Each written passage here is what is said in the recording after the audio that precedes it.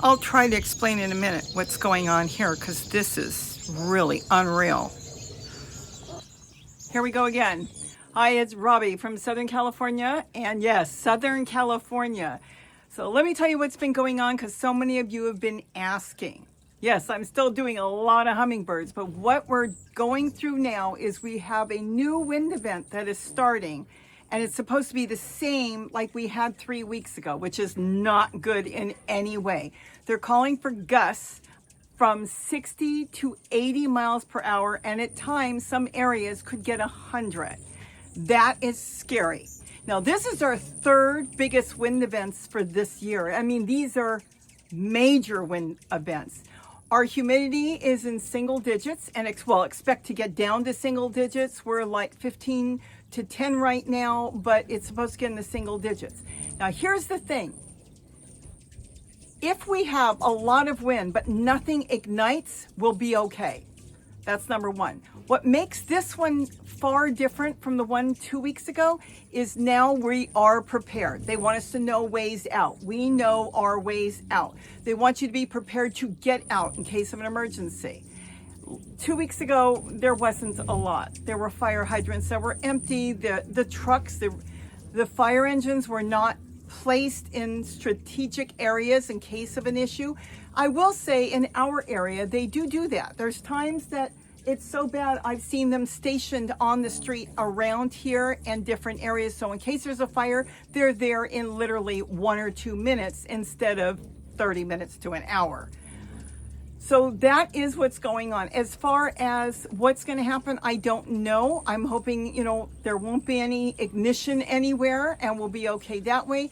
Gary has been diligently this weekend going through and cutting trees and trimming. In fact, what was very unusual on Saturday is he was out in the street and all over, and he was trimming all kinds of trees. Didn't care whose trees they were. If the branches were too low or brown, he was taking them off.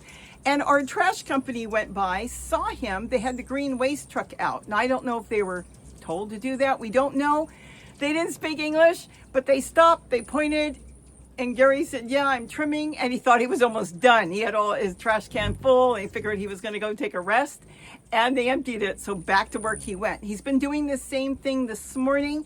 And the other thing we've been doing is we've got trash barrels now, and any can we've got around the property in designated areas. We've got one in the front yard, we've got in the back, we've got all the way around. So in case of a fire, and if we didn't have water, because right now we have our hoses, but if the water wasn't coming out for any reason, we do have buckets ready and trash cans ready. So whereas we are as prepared as possible.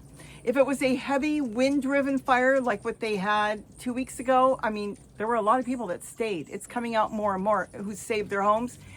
If it's to the point where we can't stay, then we will leave. We will first try to save what we can, and we'll just have to see the situation. Hopefully we don't have to find that out, and we don't have to just make that decision whether we're staying or not. Hopefully there will be nothing ignited around here, no power lines come down, nobody playing with fireworks or matches or whatever, and maybe no glass bottles. A lot of times a glass bottle can be laying somewhere, and now everything is plastic, so we're probably okay on that. See, plastic can be good, because years ago when I was a kid, there were a lot of fires that were started simply because somebody had tossed out their soda bottle that was clear, and it would be sitting in brush, and like a magnifying glass, it would start to smolder, and then boom, they had a fire. So we don't have that issue right now, because when people are tossing their bottles out, and we do pick them up, they're generally plastic unless they're tossing out liquor bottles. So that could be an issue. So we are watching. We'll keep you up to date. If anything happens, of course, I will jump in there. As far as the winds, right now, as you can see, it is breezy. We've had quite a bit of gusts come through, but nothing that bad. But I will say, Gary and I noticed that we can hear the wind howling. We can hear the wind howling above. Okay, that's not good. That's scaring me because the wind is coming in. And what they're saying, I don't know if you can see the trees above me. Yes, I love that tree, and I'm starting to kind of think about it more and more. Those pine trees are gorgeous. But the point is, the winds are supposed to come in this afternoon really strong. And yet my sister, who lives out in San Fernando Valley, contacted me and said she's scared because the winds are really hard there. So you don't know where they're going to hit the way the Santa Anas come in. And they can hit in areas that nobody knows. You know, they can tell you it's going to hit there and it might hit there. So you have to be prepared, and that's all we can do. We are prepared. We've got cars ready to head out. We have multiple directions to get out. A couple of them would have to be on foot, and we have one road out, but if we can get past that road, we'll be okay. And that's basically it. It is very, very scary situation. But like I was saying, the wind was howling, we could hear it, and the trees were barely blowing, and we were realizing it was coming really high up across and hitting different things and howling, but it wasn't low wind. There's wind that's low. It's starting to come in. There's wind that's low, and then there's wind that's higher up. Now, as far as our temperatures, right now we are about 66 to 68 degrees, and believe it or not, they're calling for close to 80 by Thursday. It sounds wonderful, but when you are that dry and you've got all this brush around and just everything is so dry, that's when there can be an issue. Now, again, Gary's been clearing everything, and he's been storing it either in trash cans, if what they didn't pick up, or different areas. Now, the wood chips Gary does have, we've got the pile in our yard, will not ignite. They stay damp underneath, and it would never get enough oxygen to ignite. So if you're doing wood chips in your gardening, don't worry about that, because the wood chips hold moisture. It's leaves that are on the top, it's your trees that have dead limbs. That's what ignites, like palm trees that have the leaves hanging off the side. That's a torch, and that goes up. Thank goodness ours is really trimmed well. So that's about it. Nothing else, is going on that I can think of offhand, except that it is coming in soon.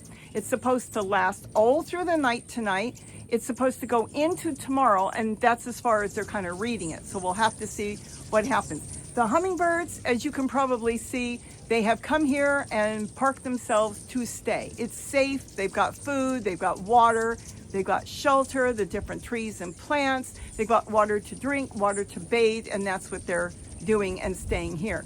Some of them may look empty, but I'll tell you, I have been filling them since this morning. As fast as I fill them, they drain them out and drink everything I put out, which is wonderful. And if you're feeding hummingbirds, and I know a lot of you are under snow, and I hope everybody's gonna be okay, stay warm, get through it the best that you can for your area.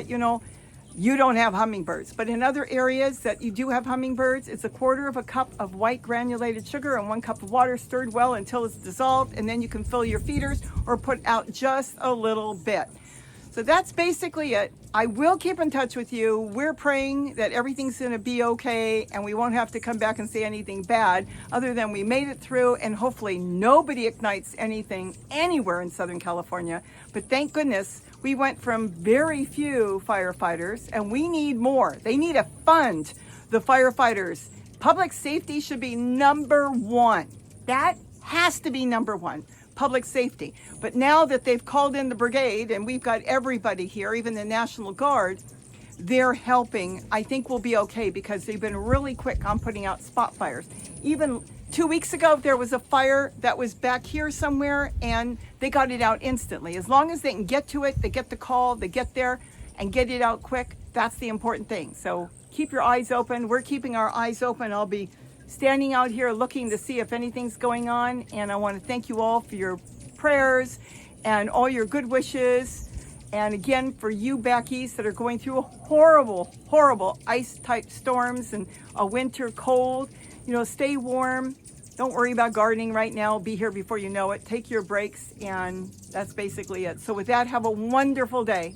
My hearts go out to everybody that lost their homes, what they're going through, displacement, people that can't even go back to their homes that were still standing because the air is so bad, and the air is bad here.